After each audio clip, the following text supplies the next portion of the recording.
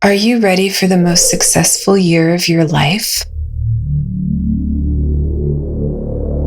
Welcome to Astrology by 33. It's an honor to have you here today.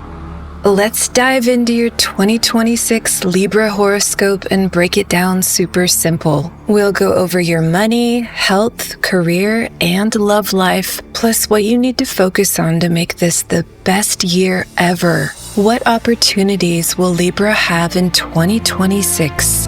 This isn't just your sun sign. This is your rising sign or your ascendant. Your rising sign sets the stage for how the stars align with your houses. This video is your 2026 roadmap to unlock your maximum potential. Okay, so let's start with the good stuff.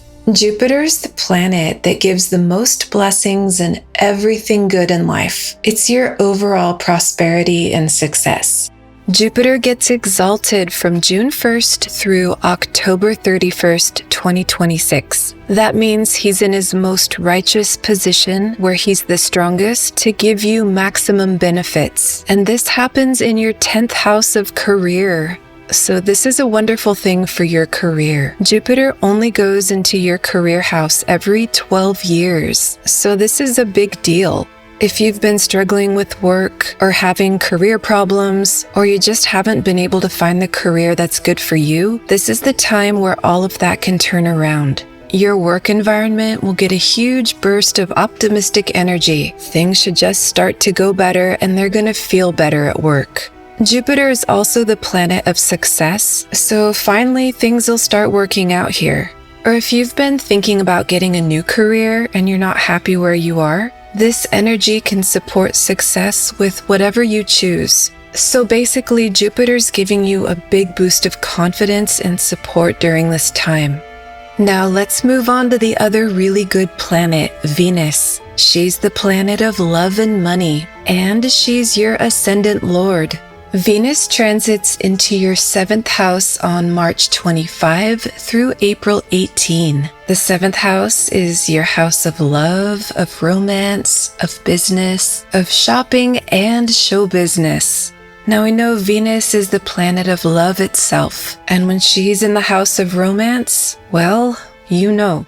So this is a great transit for you for love and romance and business and all the above. If you want to go on a date during this time or find the love of your life or get married, the energy supports that here. This house also supports travel, especially air travel. So if you want to book an airplane ticket, this would be a great time to do it and go have fun.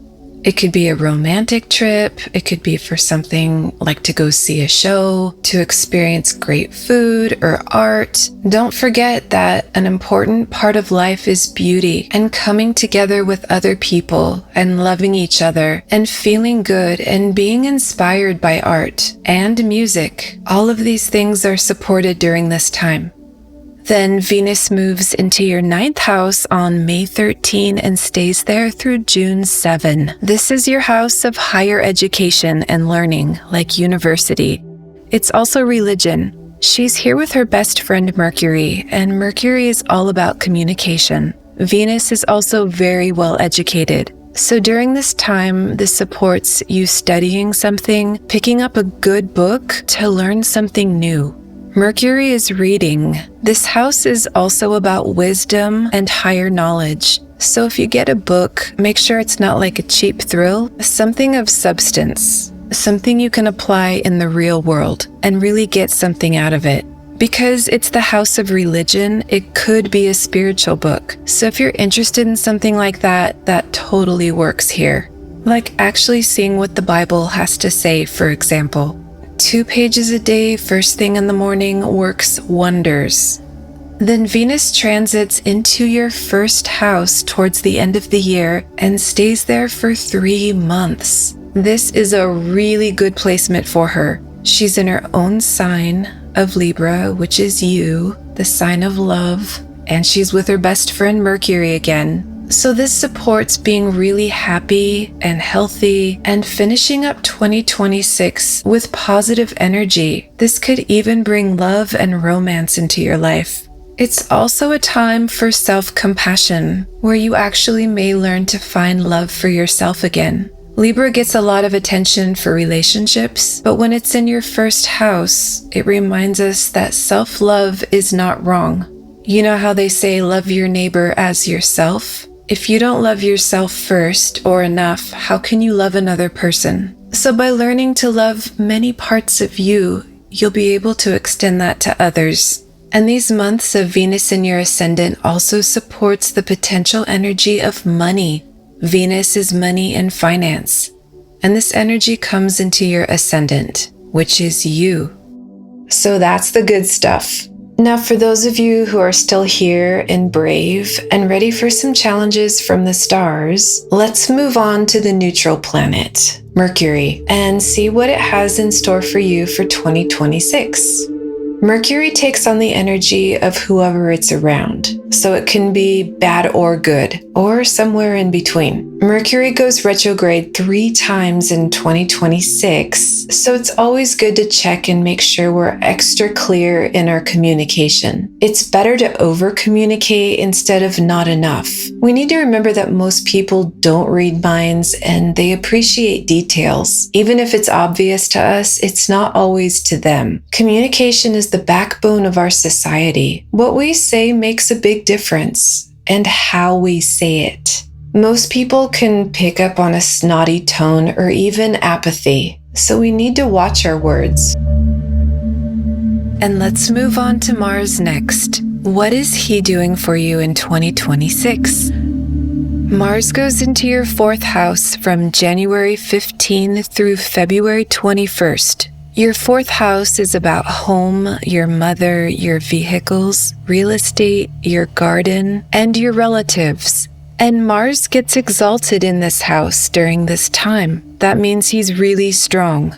But it's also the righteous side of Mars. This is where he's the good guy. It's kind of like the soldier that fights for justice. The energy gets a bit complicated here though, because there are 4 planets. You have Mars, Sun, Mercury, and Venus all in the same house. So that's like a mixed bag of nuts. Some of them you like and some of them you don't. But that doesn't always work with our relatives. You can't just throw some of them out, you know what I mean?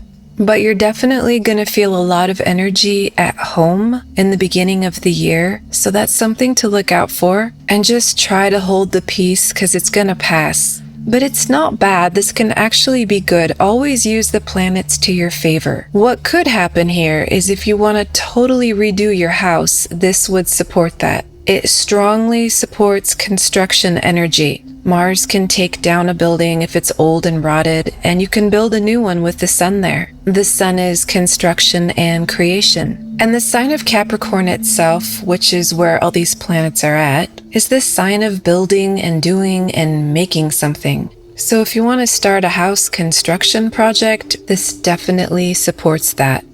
It's also the energy of your mother, so don't get in a fight with her during this time. There could be a karma here and you may be tested with her, so just do the right thing. Maybe take her out to eat, give her a call, say something nice, send her flowers. Venus is here too. Mother is a very strong karma.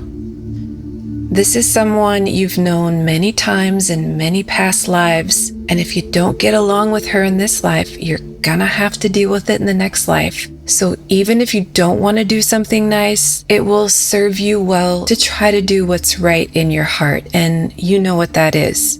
And you'll actually feel better for doing the right thing, especially when it's hard. But if you get along great with your mom, then you've done a great job. Don't nurse any negative karmas of the past. Those things are over and they're dead. It's time to move forward. Now let's move on to your Saturn in 2026. Saturn is the lord of karma. All the planets actually dish out karma, but Saturn is the main planet of karma itself. Now, just because Saturn is the lord of karma doesn't mean you're gonna have karma there. You only get the effects if there's something you've done in the past that you need to pay for today. So always be nice to people. Saturn can bring restrictions and obstacles. He can slow you down if he wants to. He can bring you challenges. But let's remember the positive side of Saturn. He teaches us discipline and structure and patience. Because of Saturn, we have walls around our house. They're boundaries of protection. In 2026, Saturn stays in your 6th house. That's the house of health. It's also the house of divisions and organization, and your daily routine and having a schedule. This energy shouldn't be any surprise to you because you've been dealing with it in 2025 already. But Saturn stays in a sign for like 2.5 years, so it really wants to work on you. It's a karma in this house for a reason. One thing here is just to focus on your health. Make sure you're doing everything you know to stay healthy. It's always a good idea to establish some kind of a routine where you eat healthy on a daily basis, you drink enough water, and get enough sleep. Everything that helps you stay in it for the long run. Also, do you think you could be more organized? Have you been a little bit sloppy lately? Does everything in your house have a home? Or do you just let things lay around in the house? When we clear our spaces and establish routines, it gives us mental space and peace. Saturn in your 6th house is discipline with organization. That's like setting a reminder on your phone every 2 weeks to dust your house, or marking your calendar to wash your sheets once a week. This could be the time to start a new habit. If there's something you've always wanted to do and you know it's good for you, but you just haven't got around to it, find a way to make it happen. Be accountable to yourself. It's about a daily routine, something that's doable regularly, and that's good for you. But when we have routines, we need to remember that part of a cycle is a break, like taking 1 day off every week to rest. If we don't give ourselves a day of rest in the week cycle, then we get burned out.